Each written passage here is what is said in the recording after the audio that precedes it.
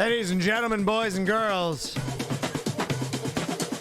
the undisputed king of late night, back again to get you through your evening.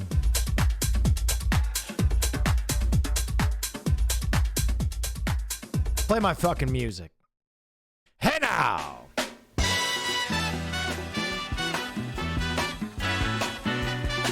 Oh yeah, wow, that's very cool. Hey now, let's keep this ship a sailing. Hey. How's everybody doing? Hush not, child. Big old stream tonight. And don't Some would say a mega stream yo to get you through your Friday night. and you Bye and bye. just move on up toward your destination. Destination. Though you may find It's gonna be girthy tonight. You're goddamn right. Oh, that's very cool. Let's go. Can I see the cup you've got? It's a blender cup. Oh yeah, wow, that's very cool. Big stream Friday. Let's go. Thank you, Big Stream Friday. I appreciate you. and take The dip. Beep, beep, beep, beep, beep. there may be wet road. How's everybody doing? Friday, gateway to your weekend. We have a really great stream planned for you tonight. We got the finale of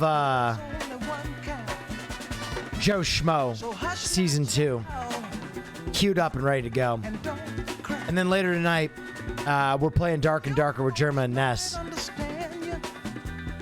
By and by. So, you know, regular content, regular shit. First hour of the stream, I allow everybody to file in. Nice, organized, single file line. Scheme. So keep on pushing. And then we'll get into the shit. Doing great. I got a suit for Monday Night Raw in Grand Rapids, Michigan on February 27th. So excited. Wearing a suit to wrestling. Smart. Take A classy play. Oh yeah, wow. I can't access your stream for mobile from some reason. I don't know. obey. Rumors people say. Savant was taken. Thank you for the prime. Thank you for kicking off a hype train. A sweet will, not a suit. Sorry. Also, baller. Sorry, I'm a little tired. Your mind to it. You can JERMA, you really want to play games with a guy who can fit an entire baseball in his ass? Yep. Oh yeah, wow, that's very cool. Keep refreshing mobile viewers. It's just scuffed out for some reason. That's really weird. move on up.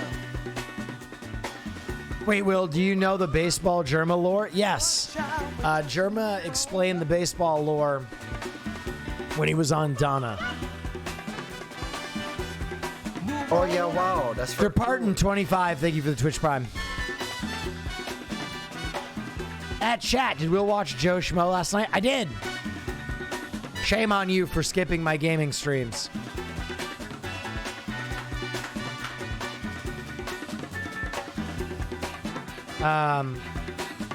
You play any Fire Emblem Engage? No, not yet.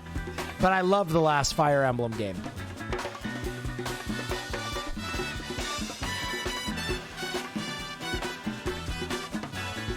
It was an insane episode. Last night was an insane stream. We were all over LSF. Vicky, Soda, and I just running things, having a great time. Had a chance to watch Skinamarink yet? Yeah, I did. Skinamarink was a really interesting film for me. I think it accomplished creating a very scary aesthetic, very, very great ambiance. It's just interesting because the film is constructed in a way that probably you've never seen a film constructed. It's basically like all obscured shots, the entire film. And I think that will drive a lot of people away from it. I think it's obviously a very brilliant and very cost-effective way to compose a movie.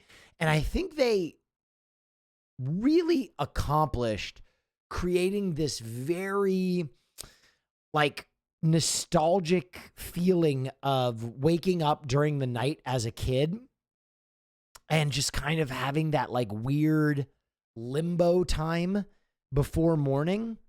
And so it definitely has like this nightmarish presence to me. But ultimately, I don't know if it is a film for general audiences. I think a lot of people who aren't like dyed-in-the-wool film heads, unfortunately, will ultimately be very bored by Skinamarink.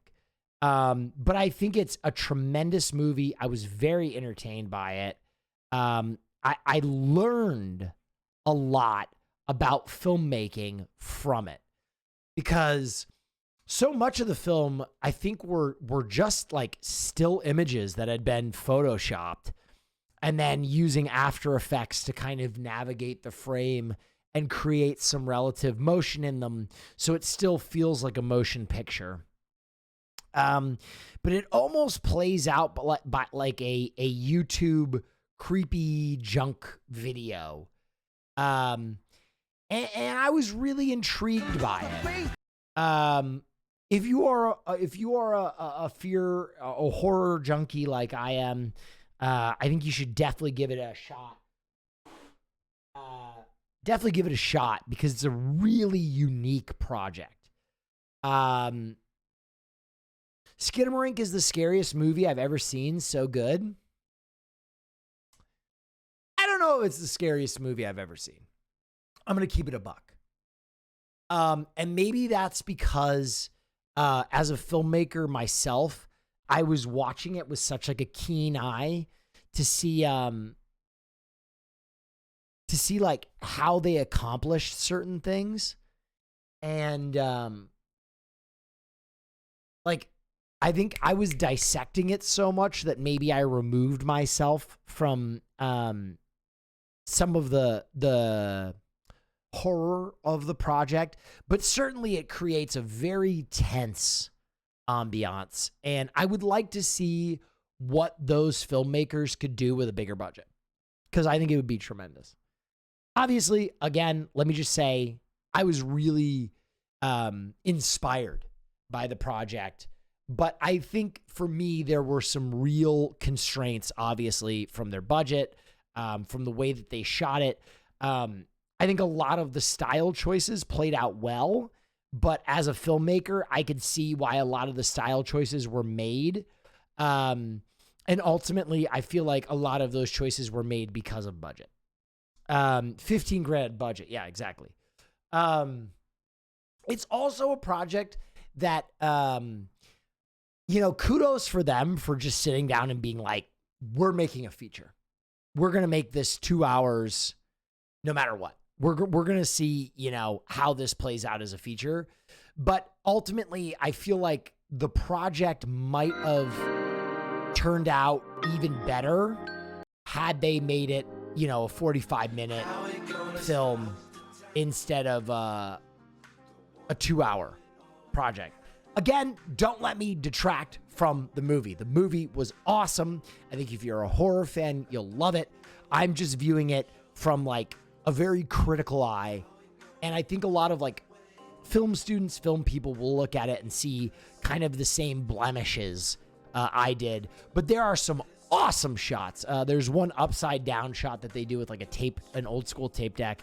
That is really cool. And as I said, they capture this very nostalgic feeling of being up after hours as a kid that like kind of transported me at least to a very nostalgic horror that I had when I was a child.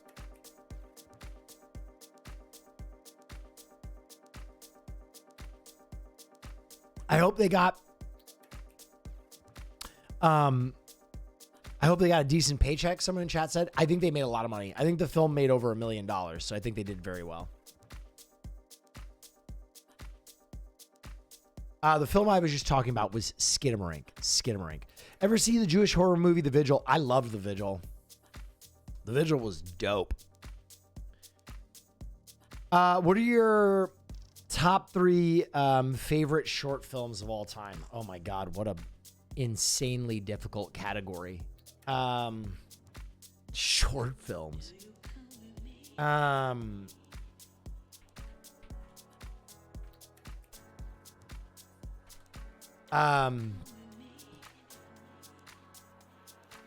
Luke Scott made this short film called Loom, which I absolutely fucking love.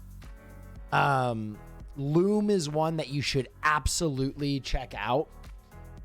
There's an animated one, I think, called The Quest, which is about like 2 friends.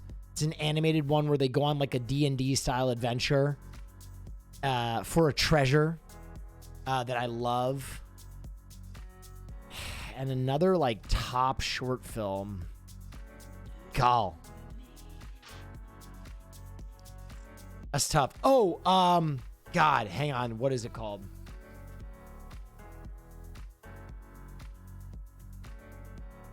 Yeah, Other Side of the Box is the last one that I would put in that category. Other Side of the Box is like a horror short from 2018, and it fucking rules. I think the rights got bought, and I think they're making it into a feature.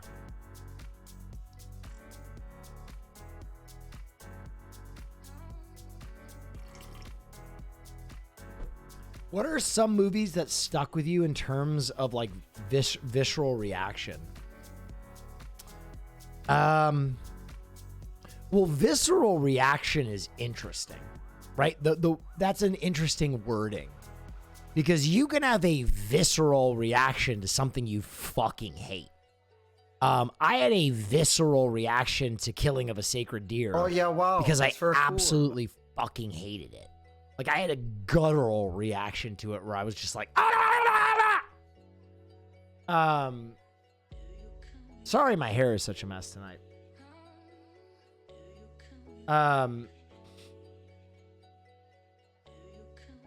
But like in terms of a good visceral reaction, God,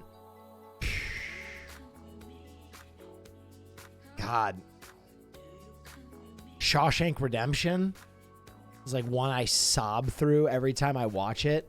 The Brooks scene where he gets out from jail, like, lives in my head rent free. Trying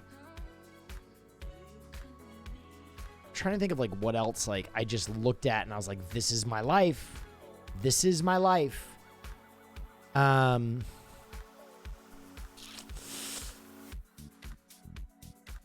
Chungking Express, In the Mood for Love.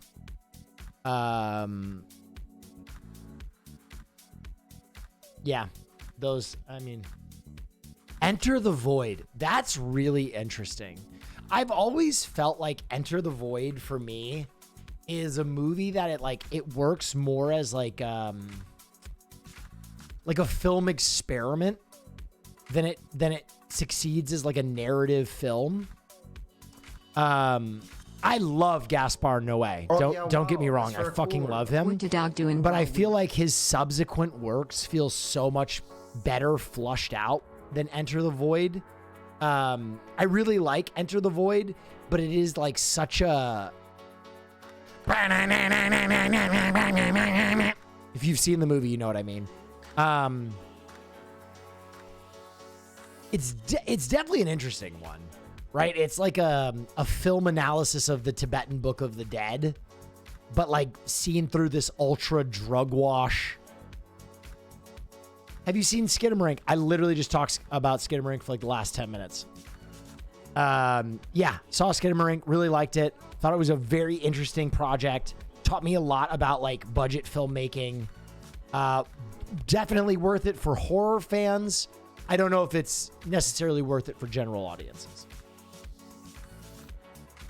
Bit of an odd question, but did you use the filmmaker mode preset when watching on your YouTube, or settings you recommend for accurate picture? No, man, I got old boomer eyes. I don't know. You see this shit. What shit are we talking about? Oh, a video about Aaron Rodgers. Let's check it out. Can someone please explain to me what is going on with Aaron Rodgers right now? I mean, yesterday was the 12-year anniversary of when the Packers last won the Super Bowl, but instead of him being like all congratulatory and bringing back the memories, he's instead on a Zoom call talking about astrological signs and all wacky stuff like that. Then today on McAfee, he talks about going on a darkness retreat for 4 days all by himself in the darkness all alone, which he said that hopefully after it he'll make a decision. But that isn't the whole reason why he's doing this. No. Supposedly ever since his first acoustic trip back in 2020, he's been seeing the shadow and... My man pronounced ayahuasca akuska. Ever since his first acoustic trip back in 2020... Dude, that is the most Green Bay shit I've ever seen. Ayahuasca. He's been seeing this shadow entity called the Hat Man, and when he's in that house all alone in the darkness for 4 days, he's gonna try and conquer him. So the future of the Packers franchise is at the mercy of a boogeyman entity and other hallucinogens at a darkness retreat. Are you kidding me? Like, why my football team? Why my favorite quarterback? Why is it gotta be us, that's bro? very cool. I just want the Packers to move on from Aaron Rodgers. He is a declining asset to the Packers, from the perspective of a Packers fan. Yeah, I mean, okay. I will give a quick football take on Aaron Rodgers. Aaron Rodgers is a guy that there has always been whisperings about that his personal life is deeply fucked up. His personal life is deeply fucked up. He has a terrible relationship with his family. I mean, this is all such like, I hate talking about this shit because it's all like such insider drama bullshit. But like ultimately, these things have been substantiated. He has a very bad relationship with his family. And I think he is a person who has ultimately been searching for, he's a searcher. He's looking for peace.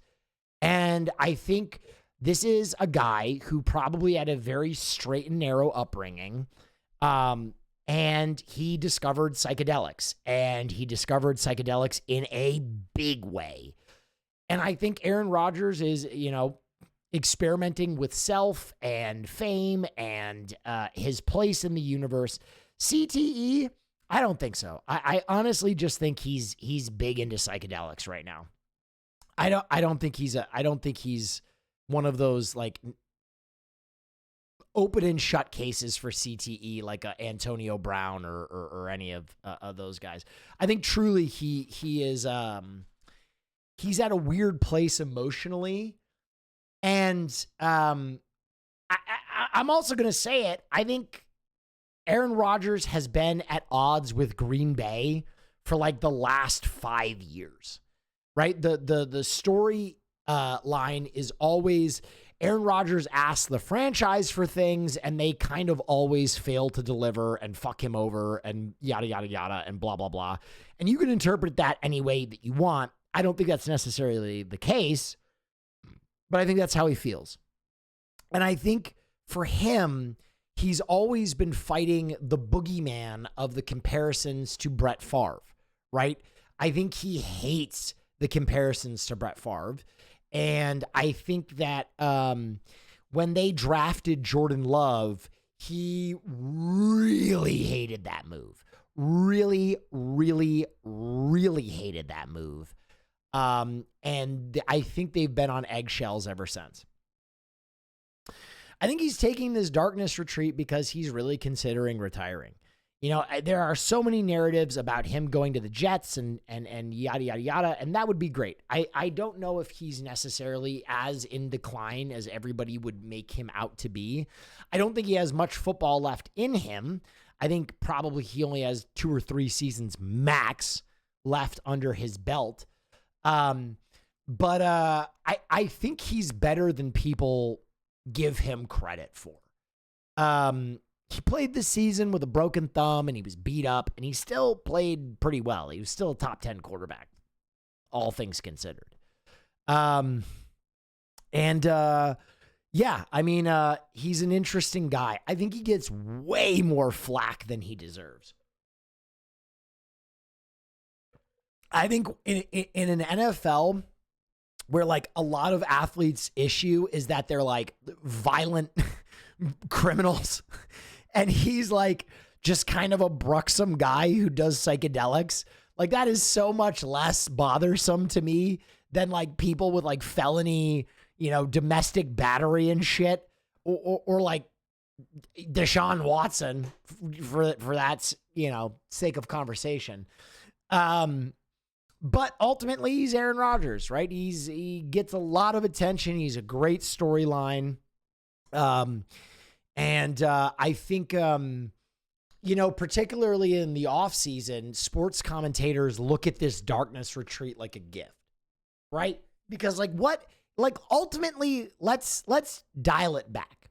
If he didn't call it a darkness retreat, right? If he just said, hey, I'm going to take 4 days to consider the rest of my career, my hundreds of millions of dollars career. And if I want to risk further injury, further ridicule from the media, further TikToks from dorks in Green Bay that pronounce ayahuasca, whatever. The trip back in 2020. No. Supposedly ever since his first Akusa trip back in Akusa. If he had just framed it like, hey, I'm going to take some time with this decision, I think people would have reacted wildly differently. But when he said, hey, I'm going to go on a 4-day darkness, psychedelic retreat, the fucking news cycle was like, oh, thank God, we're in the football off season. We're in fucking All-Star weekend, which is so boring ultimately, other than the awards given out and the Hall of Fame stuff. This is a great news cycle bit. And every network ran with it. If you watched any of ESPN, if you watched any of Fox Sports, like it was a top story, right? It was a top story. Fucking Aaron Rodgers has taken 4 days to decide the rest of his career. And everybody was like, what a weirdo. I have a different take about Aaron Rodgers. I ultimately think either he will retire or he will finish his career in Green Bay. Green Bay's basically saddled with him, right? He could go to the Raiders. He could go to the Jets. But I don't know. Any of them seem equally likely. Aaron Rodgers is the only one who knows. The reason that I ultimately feel he will not go to the Jets is because of the Brett Favre comparison. Brett Favre, at the end of his career, did 1 year in New York and had a decent season before he got injured. But I don't think Aaron Rodgers wants to go do that and finish his career like a true Brett Favre clone. The only reason I could see him doing that, the only reason I could conceive of him doing that is if in his mind he's like, Brett Favre failed in New York. I am going to solidify my legacy as being better than Brett Favre by going to New York and getting them to the playoffs. That's the only way I could conceive of him making that decision. I don't think it's going to happen. I think I said this. I think New York is in on Aaron. I do. I think New York is in on Aaron, but I think Woody Johnson is the one who is in on Aaron. I think Woody Johnson really wants Aaron.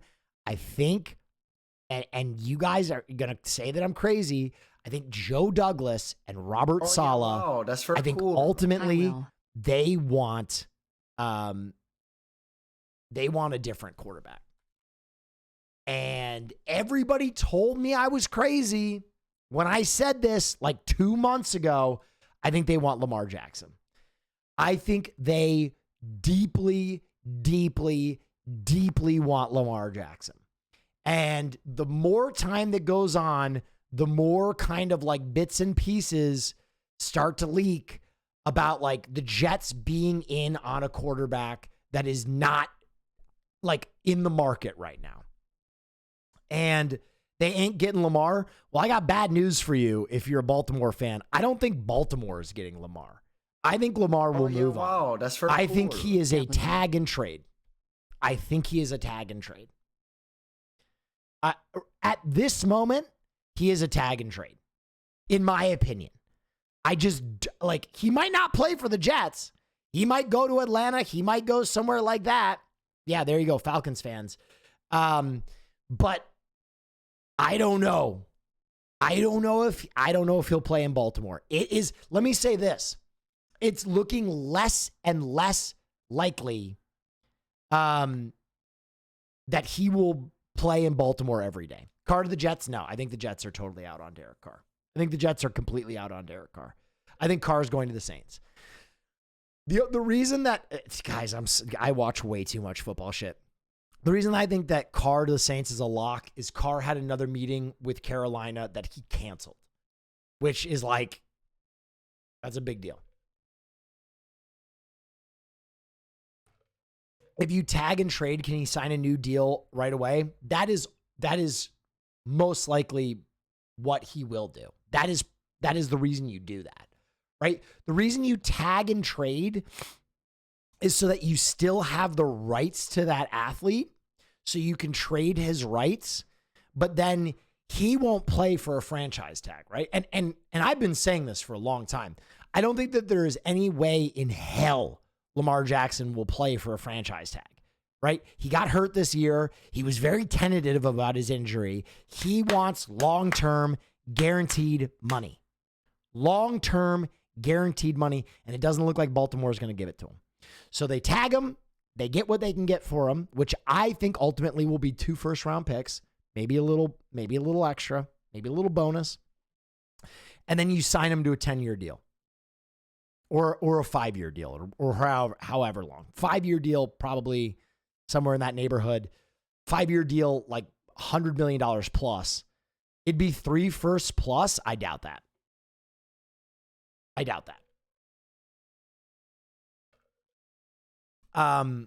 Thoughts on Kyrie? I don't really watch basketball, nor do I really care. Agreed card to the Jets in second meeting had to be discussed. Restructuring his contract to work for the Saints. Also, I think they only get him for like a 4th. Yeah, I mean, Carr has a no trade clause, so he doesn't want to get, I'm going to be honest, he hates the Raiders. He doesn't want to get them too much in the trade. He will actively depress the value of the trade because he hates the Raiders so much. Oh, yeah, wow. That's very cool. Neff Big Pug. Thank you.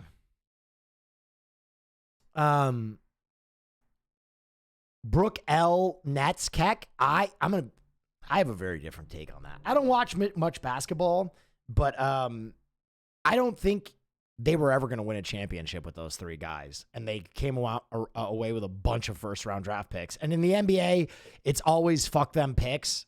I'm going to be honest. But, like, damn, do they have a lot of draft real estate.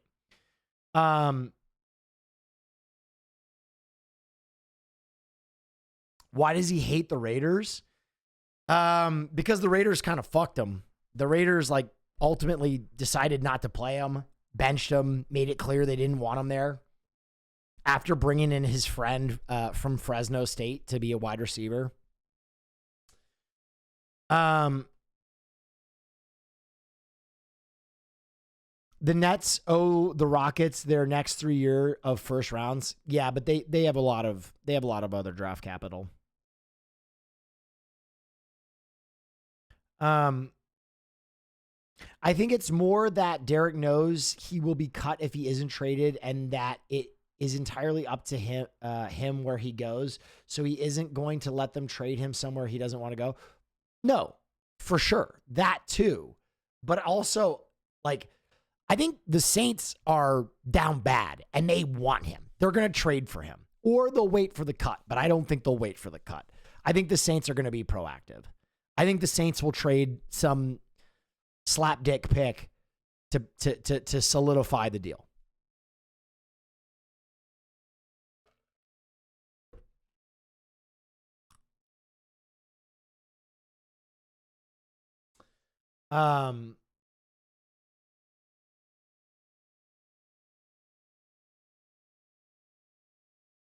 I'm a stud. For Lamar? I'm No, ballsy. for I Derek don't Carr. take no shit Totally from different. anyone. Totally different Will we player. ever get to watch Legend with Tim Curry for film night?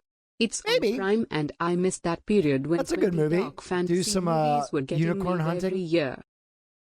No, guys. If you got confused, I transitioned off Lamar to Lamar. I don't think will go to the Saints. I think Lamar will either go to Atlanta, and they will package their picks and Desmond, along with a bunch of other shit, or they will go to New York, and New York will package this year's first round pick, next year's first round pick, and maybe the second pick overall in next year's draft as well. And then this year they will try and acquire that center out of Minnesota with their second round pick.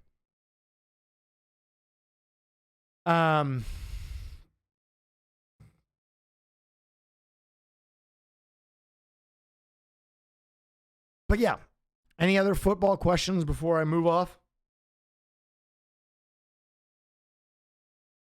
Mortgaging future on a hurt running quarterback is definitely bold. I hate to burst your bubble. I don't think he's that hurt. I just don't think he wanted to play anymore for Baltimore without a long-term contract.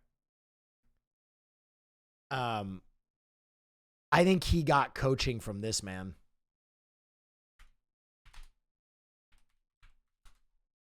I think this man was in his ear. 22.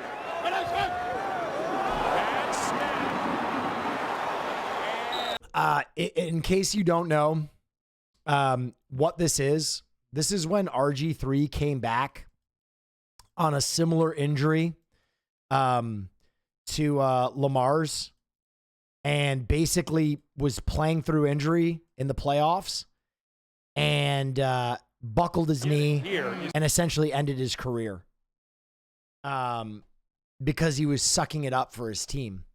And I think, Lamar is basically his own camp. He represents himself. And RG3 basically posted a tweet that said as much. He was like, good decision not to play, kid. Because Lamar plays for Lamar. I love Lamar Jackson. But I think Lamar looked at the situation and was like, the Ravens want me to play hurt in the playoffs? Or like possibly hurt? Or like not 100% without a long-term contract? Suck my dick. And I think that is the bottom line. I think everybody kind of silently knew that, right? Because the original timetable for Lamar's injury was like a week. And then like 6 weeks later, he's like, I'm not playing. And I think the nail in that coffin was when I think when the Ravens extended Roquan Smith, that was the nail in the coffin. I do. They traded for Roquan, and then they extended him as like the highest paid linebacker ever. And I think Lamar Jackson was like, you dumb? And I think ultimately that is why he will never play in Baltimore again.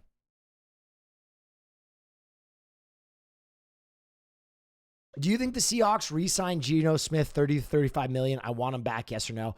I don't think he will get 30 million. I think he will be back. I think ultimately Geno Smith feels indebted to the Seahawks for taking a chance on him. And I'm going to be real. He had a great season. I don't know if another team would give Geno Smith $35 million. I don't think there's another team in the NFL that would do that. He will get 30. I don't think so. I would think 25. I think 25 is probably what he'll get.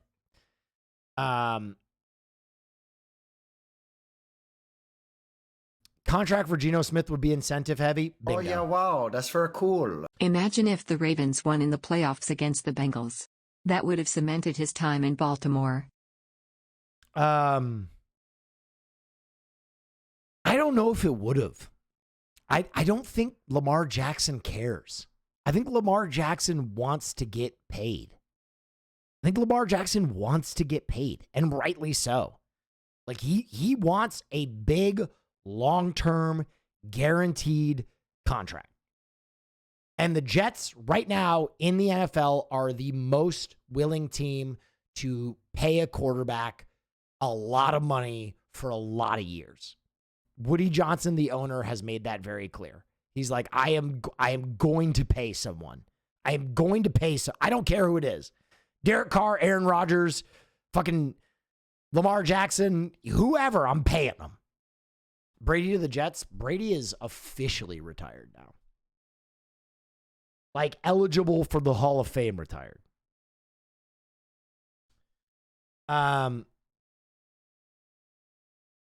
Super Bowl predictions. I think the Eagles win.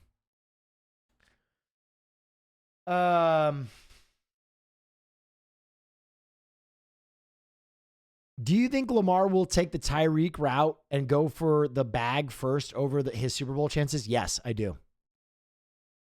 Moist AI was spitting today.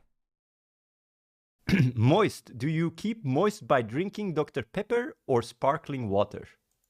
No, I keep hydrated by taking long walks on the beach and milking tropical walruses for their precious amniotic fluid. That's the key to keeping moist.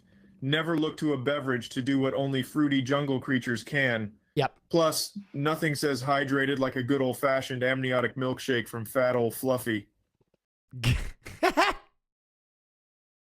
I hate the AI trend. I really do. It makes me laugh, but I hate that it makes me laugh. It's so fucking stupid. All right, what else are we talking about? That's enough football. That's enough football. Oh yeah, Video wow, that's very James. At Will Happy Friday. Would you like a chaotic roll for song? Not really, but sure. Welcome back to Roll for I Song. love Roll for Song, but none of his songs have really impressed me. And buckle up, because this one's a doozy. I'm Josh, your humble bard, and please pray for me, as these dice and this spreadsheet are about to send me on the weirdest cover song side quest I've ever been on. Hogwarts Legacy. Let's roll for- I don't really give a shit about single player games. I really don't give a fuck about single player games. And I fucking hate Harry Potter. So probably not likely. Maybe, I don't know. For a song. That's 36. Freak on a Leash by Korn. And already I can tell. All right, I'm listening. This is going to get ridiculous. Rolling for bass, that's a 1. Roll for lead and add an octave. And to be honest, you guys don't watch my fucking video game streams anyway. So I have no incentive to do it. I'd probably do it off stream. Let's roll for lead. Why do you hate Harry Potter? Because he fucking sucks. Piano, which doesn't need an octave pedal. Rolling for percussion, that's a 4. DG1, that's a weird synthesizer stringed instrument that I have that does a lot more than the drum machine it has on board. And I don't know that that's going to work with this song. Rolling for rhythm, that's a 7. Acoustic guitar, sure, why not? Let's make it To all my people who do watch gaming, you know who you are. You're the real ones. I fucking love you. For lead,